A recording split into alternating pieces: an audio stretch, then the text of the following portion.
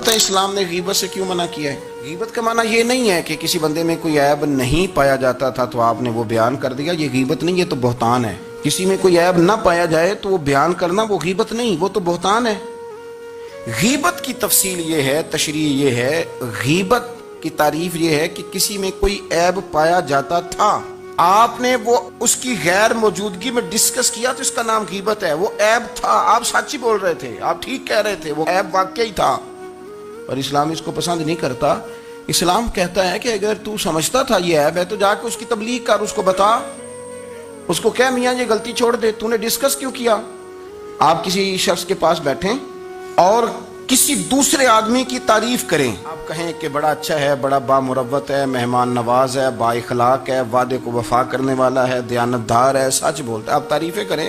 آپ کسی کے سامنے تعریف کریں گے نا تو بندہ کہے گا یار کسی دن ملاقات تو کرا، اور جب وہ ملے گا تو اس کی آنکھوں کے اندر ایک خاص کشش ہوگی، پیار ہوگا، ملنے کو جی چاہے گا، ایک خاص راحت ہوگی۔ یہ کب ہوگا؟ جب آپ نے کسی کی تعریف کر دی۔ لیکن اگر آپ کسی کی غیبت کریں گے، کسی کے بارے میں کہیں گے بڑا غلط ہے جی، لوٹ لیتا ہے جی، چور ہے جی، فاسق ہے جی، تو بندہ اگر کبھی مل بھی گیا تو اس سے سلام لینے کو دل، ہم نے پتہ کیا کیا، تیزی سے فروغ پایا ہے ہمارے ہاں نفرت کا ماحول۔ آپ کھول لیں، کوئی یوٹیوب کھول لیں، کوئی ایسا چینل کھول لیں، بس لڑائی ہے، فلانا فلانے سے لڑ رہا ہے، فلانا۔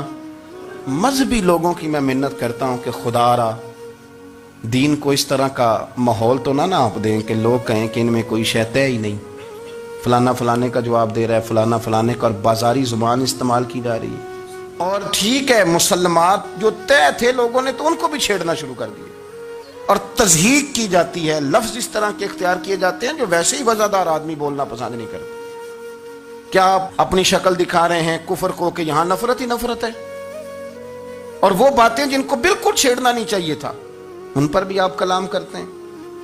آپ نے کوئی چیز نہیں چھوڑی، اس پر آپ نے بحث نہ کی ہو، الجھایا نہ ہو، میلہ لگا دیا، اللہ جانے کوئی کیا بول رہا ہے۔ دعوت دین کون دے گا؟ پیغام حق کون سنائے گا؟ فلانا فلانے کا جواب دے رہا ہے، اور پھر وہ دوسرے کا جواب دے رہا ہے، تیسرا تیسرے پہ تبصرہ کر رہا ہے، چوتھا پانچویں پہ تبصرہ کر رہا ہے۔ یہ کب تک بات ایسے چلے؟ یہی حال سیاسی لوگوں کا ہے۔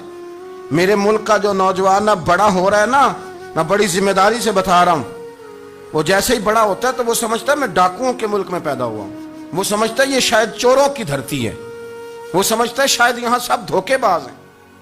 ہم اس طرح سے نچوڑ کے لوگوں کے دلوں میں نفرت بھری ہے، نچوڑ کے، کہ لوگ سمجھنے لگے ہیں اس ملک میں تو کوئی بندہ دیانتدار ہے ہی نہیں۔